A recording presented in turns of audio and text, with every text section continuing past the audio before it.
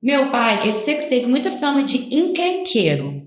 Em 2021, nós morávamos num condomínio onde eu amava brincar com os meus amigos, eu amava a minha escola, eu amava a minha vida.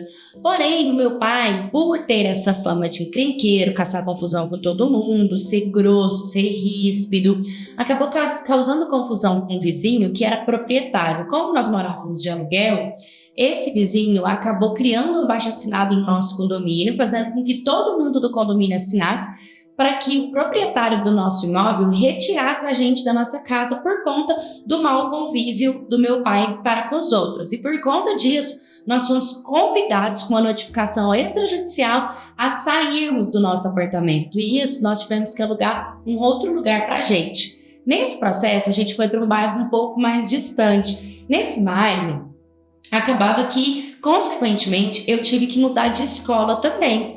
E essa nova escola, assim, no primeiro dia, não consegui fazer amizades. No segundo dia, eu me aproximei de um grupo de meninas que me trataram super bem. Era uma menina gata, ela era bonita. Para nossa idade, ela já tinha um corpo, né? Ela era atraente. Todo mundo gostava dessa garota. Ela era bem tratada por todos os garotos, garotas, professores, diretores, outros alunos da escola. Era super legal. E ela se tornou minha amiga, me apresentou o grupo de amigas dela. E nisso eu acabei entrando nesse grupinho de amigos. Com os dias foram passando, eu conheci outras meninas também, de outras turmas. Nessa de conhecer amizades de outras turmas, eu também apresentei ela para essas garotas. E que, por incrível que pareça, ela ficou tipo, nossa, quero muito conhecer essa galera. Nesse grupinho de amigas, era super divertido também pelo fato de eu ter apresentado as meninas das outras turmas para esse meu grupinho da minha sala de aula. Com o tempo, eu comecei a perceber que essa garota que era legal com todo mundo, ela acabava sendo legal com todo mundo mesmo. E algumas vezes eu sentia que ela meio que me tirava, sabe? Tipo, ela me dava umas respostas meio grossa, ela ria quando alguém me zombava de mim, ela acabava rindo da galera zombando de mim, tipo, juntando quem zombava de mim em vez de me defender. Isso me incomodava bastante.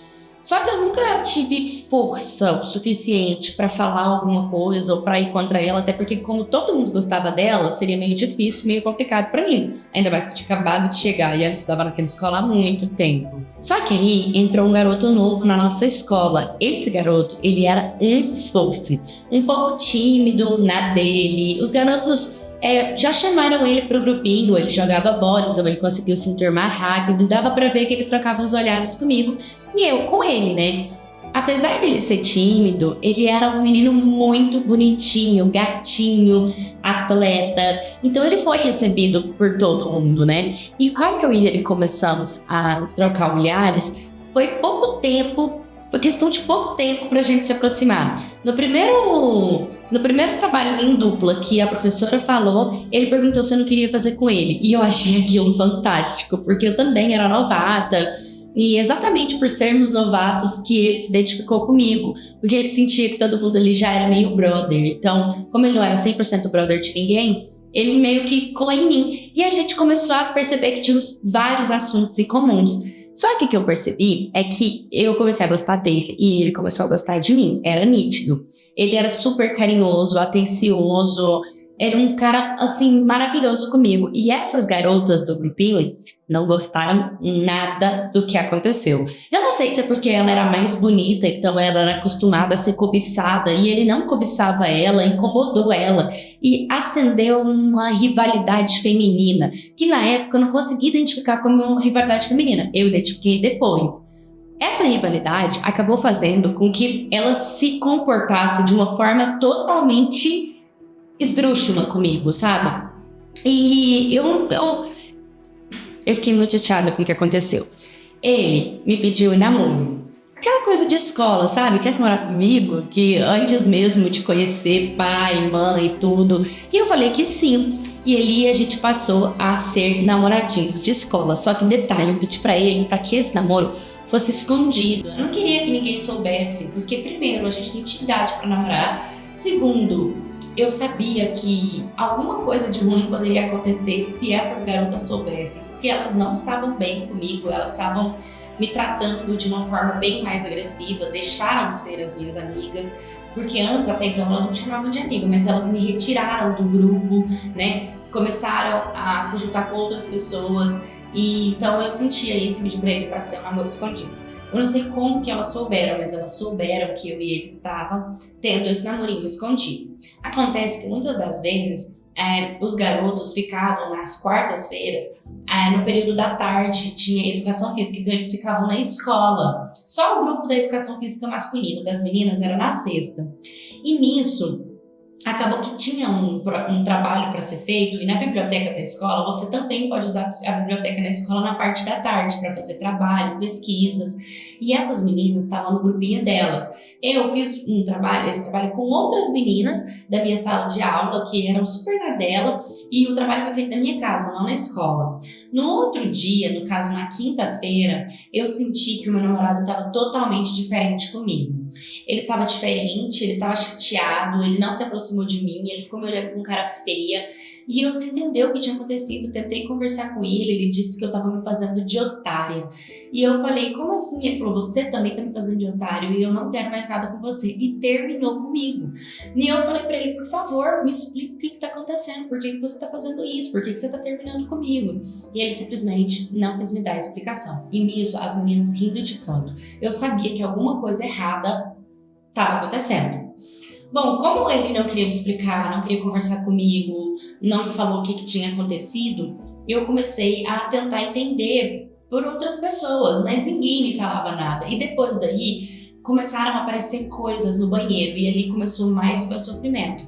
Quando essas garotas estavam com essa rivalidade feminina comigo, eu já estava sofrendo, porque eu não conseguia lidar com o fato delas rindo de mim, delas falando pelo canto, delas me olhando dos pés à cabeça e fazendo cara feia pra mim, né? Então isso já me incomodava. Quando eu comecei o meu namorado, a namorar com o meu namoradinho, era bem gostosinho, porque eu me sentia em paz com ele, mas é óbvio que eu sentia medo de perder ele, porque como eu tinha acabado de chegar na escola, era incrível ter ele ali do meu lado, mas só de saber que elas se incomodavam com isso, eu já me sentia mais fraca ainda. Então quando ele terminou comigo, é como se eu estivesse totalmente sozinha, porque até o grupo de garotas das outras turmas também estavam estranhas comigo, e eu não sabia reagir, eu não sabia falar, eu não sabia me impor, eu era muito fraca para isso. Então, quando eu fui ao banheiro, que eu vi, estava escrito meu nome atrás da porta, que eu não prestava, que eu era falsa, me xingando de outros nomes, e aquilo foi o suficiente para me dar um gatilho, uma crise de ansiedade, uma coisa muito estranha, e eu chorava,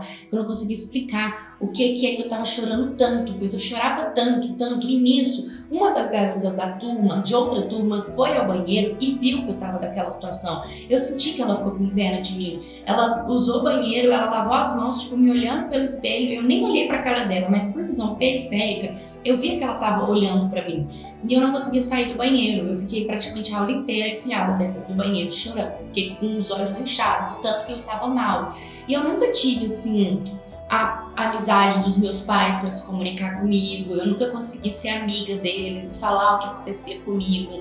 Nossa comunicação era muito ríspida dentro de casa, então eu me sentia muito sozinha e isolada. Essa garota que me viu dentro do banheiro, quando ela estava lavando as mãos, me chamou no final da aula.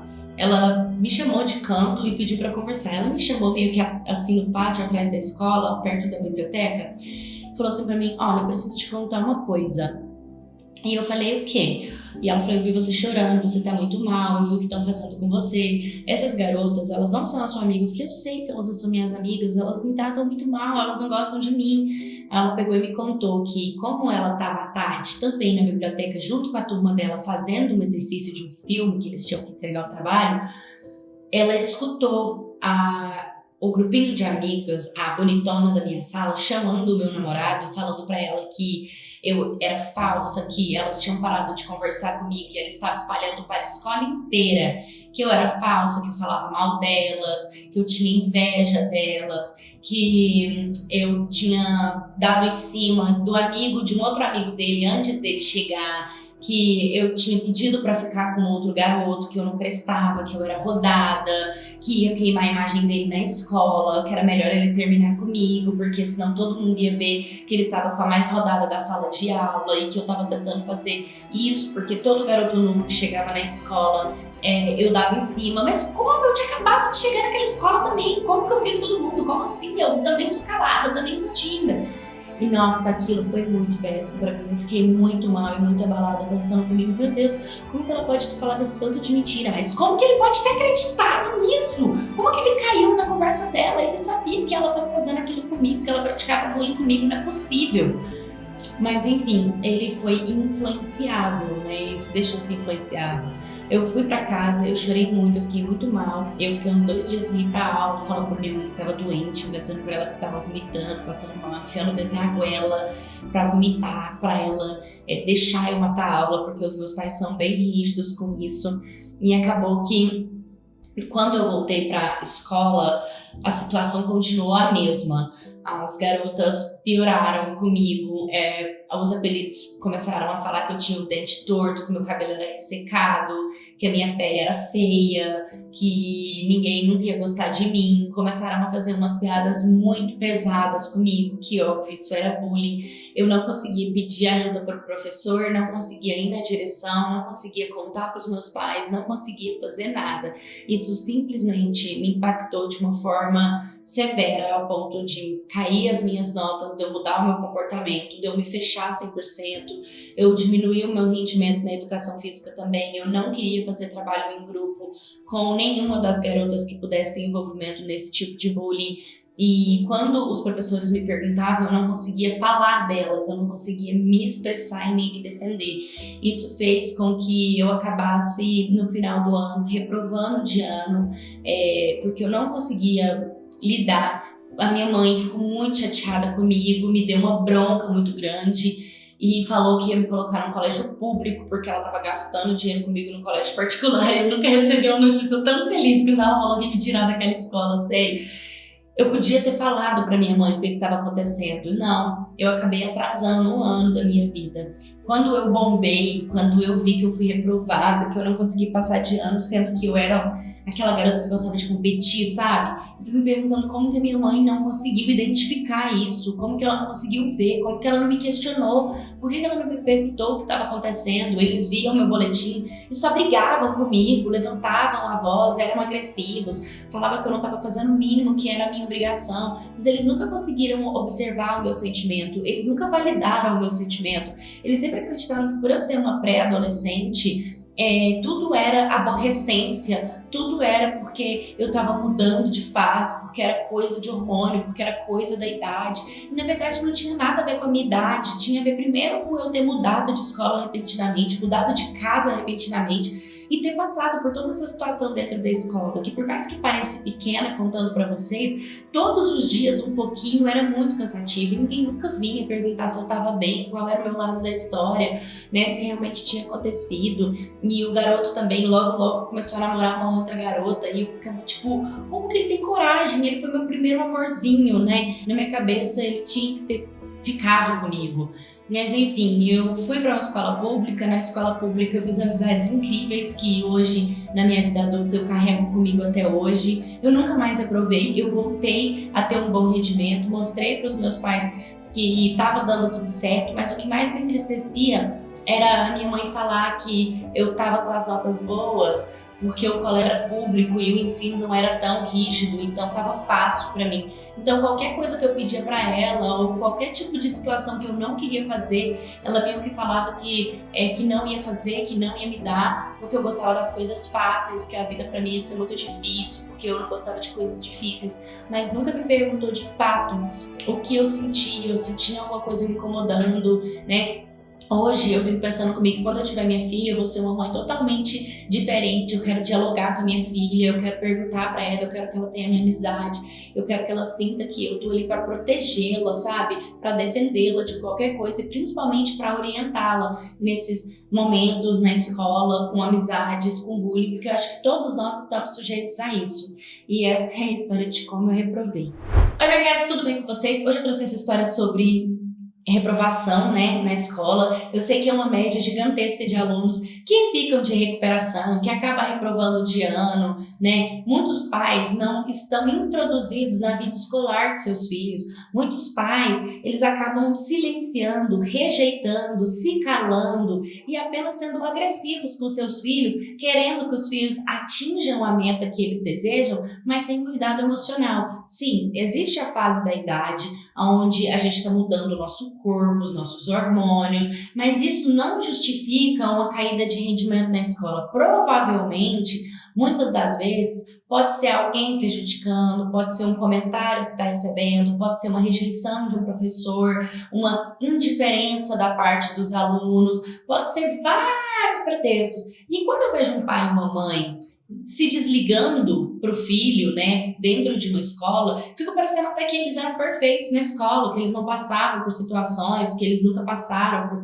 problemas, ou eles simplesmente não se ligam que isso pode vir a acontecer e sim pode vir a prejudicar. Então eu convido você a conversar com seu filho, dialogar, escutar, entender, se aproximar e sempre dialogar com ele, dando apoio, direcionamento, né, entendendo o lado da história, porque, gente, um aconchego de um pai e de uma mãe muda totalmente o destino de uma criança. E no futuro ele pode ser um adulto muito mais concentrado, feliz, aceito, próspero, né? Sem traumas, porque o abraço de um pai e de uma mãe faz toda a diferença. Vocês estão vendo que eu estou de laranja. Todos os vídeos do meu canal desse mês eu vou estar com essa roupa, porque o Maio Laranja é exatamente o mês em que nós combatemos a sexualização e exploração de crianças e adolescentes. No Brasil, a cada 3 crianças é abusada sexualmente por dia. A estatística é que 500 mil de crianças são abusadas por ano e só 7,5% realmente denuncia, chama as autoridades, né? Então, é muito importante, assim como o Outubro Rosa, Novembro Azul, nós começarmos a falar sobre o Maio Laranja, se conscientizar. Pais, educação sexual parte através de você. Falar com seus filhos é prevenir com que um assediador consiga ultrapassar os limites dessa criança. Se você vê que o seu filho caiu o rendimento na escola, começou a mudar o comportamento repentinamente, não está querendo comer, se tornou muito agressiva da água para o vinho, está com feridas e machucados, está se sentindo para baixo, está tendo síndrome do pânico. Se aquela criança mudou o comportamento, analisa. E, gente, 71% dos casos de abuso sexual infantil no Brasil parte de pessoas dentro da nossa casa, pessoas dóceis, pessoas boas, pessoas amáveis, pessoas amigáveis, pessoas que nós confiamos. Então nós não podemos confiar em ninguém? Não podemos confiar em ninguém, mas é claro que a gente precisa de outras pessoas para nos ajudar com os nossos filhos. Então é dialogar com os nossos filhos. São 4 regras. A primeira é ensinar a criança a falar não, não pode tocar. Se o agressor não respeitou, pede para essa criança gritar não. Se esse agressor continua, pede para essa criança correr. Se essa criança não conseguir correr desse agressor, ensina a essa criança a se comunicar com alguém que ela ama, que ela tem confiança, que acredita nela. Uma tia, uma professora, né? Uma avó que abraça, que essa criança se sente segura. Precisamos falar sobre isso e eu espero que o Maio Laranja passe a ser um assunto mais falado dentro do nosso país. Eu, como criadora de conteúdo digital, que dou voz à vítima, estou aqui fazendo o meu papel e eu peço a vocês, para vocês usarem uma roupinha laranja, postar uma foto no Instagram de vocês, fazer uma movimentação na internet, postar prints, entra no meu Instagram, compartilha o que eu tenho postado lá sobre abuso sexual infantil e vamos dar voz a essa causa, tá bom? Você já reprovou de ano? Me conta a sua história no historiascanaldiadepaula@gmail.com. Curta, comenta, compartilha, se inscreva no canal. Um beijo.